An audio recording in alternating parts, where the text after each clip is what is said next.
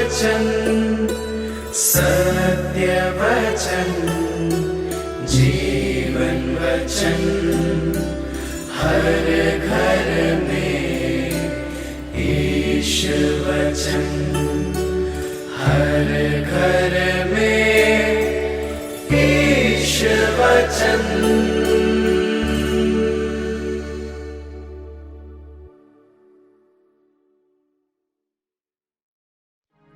प्रभु आप लोगों के साथ हो और आपकी आत्मा के साथ। संत लूकस के अनुसार पवित्र सुसमाचार। हे प्रभु तेरी महिमा हो। अध्याय 6 पद संख्या 6 से 11 तक। किसी दूसरे विश्राम के दिन ईसा सभागृह जाकर शिक्षा दे रहे थे। वहाँ एक मनुष्य था जिसका दायां हाथ सूख गया था। शास्त्री और फरीसी इस बात की ताक में थे कि यदि ईसा विश्राम के दिन किसी को चंगा करे तो हम उन पर दोष लगाएं। ईसा ने उनके विचार जानकर सूखे हाथ वाले से कहा, उठो और बीच में खड़े हो जाओ। वह उठ खड़ा हो गया।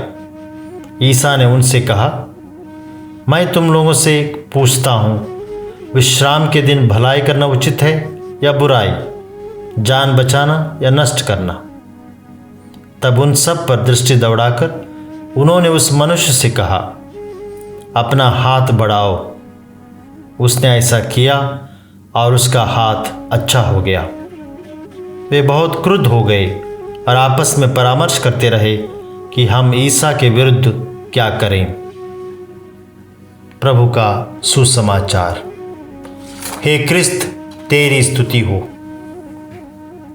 प्यारे मित्रों, परमेश्वर द्वारा दिए गए नियमों को समझने एवं कार्यान्वित करने का परिणाम कोई बाधा उत्पन्न करने का नहीं, बल्कि परमेश्वर तक पहुंचने का मार्ग प्रशस्त करना है। आज के पवित्र सुसमाचार में प्रभु यीशु द्वारा एक सूखे हाथ वाला मनुष्य को सभागृह में विश्राम के दिन चंगा करने की घटना का वर्णन किया गया है। यीशु प्रथा के अनुसार सभागृह जाकर शिक्षा दे रहे थे। वहाँ एक मनुष्य था जिसका दायां हाथ सूख गया था।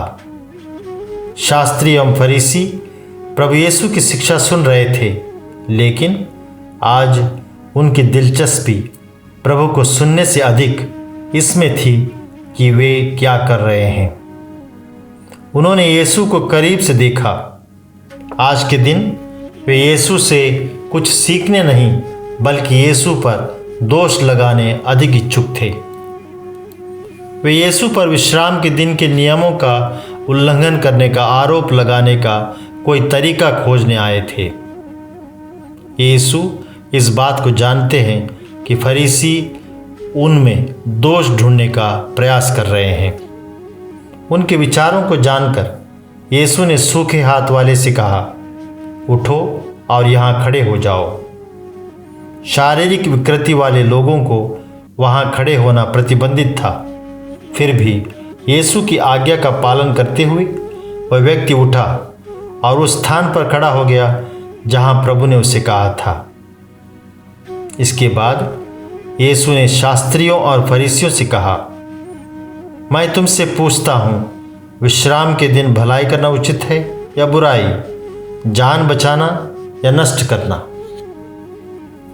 प्रभु के लिए उनका उत्तर हाँ या ना में कोई मायने नहीं रखता है।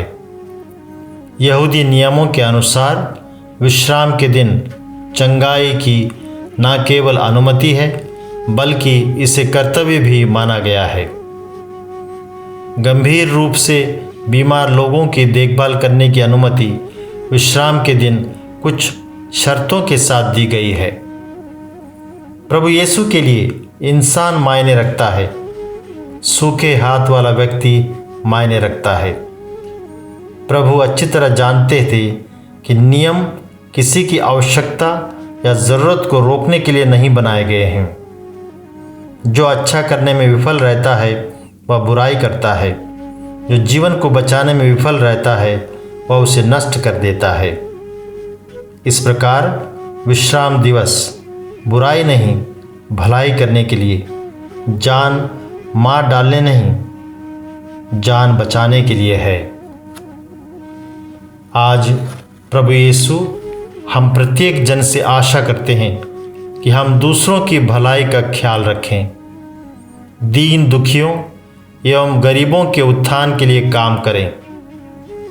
जीवन के रास्ते में कठिनाई, खतरे होने पर भी ज़रूरतमंदों की मदद करने में पीछे न हटें। नियमों का पालन करते हुए भी, नियमों से हटकर भी परेशान व्यक्ति की सहायता करें।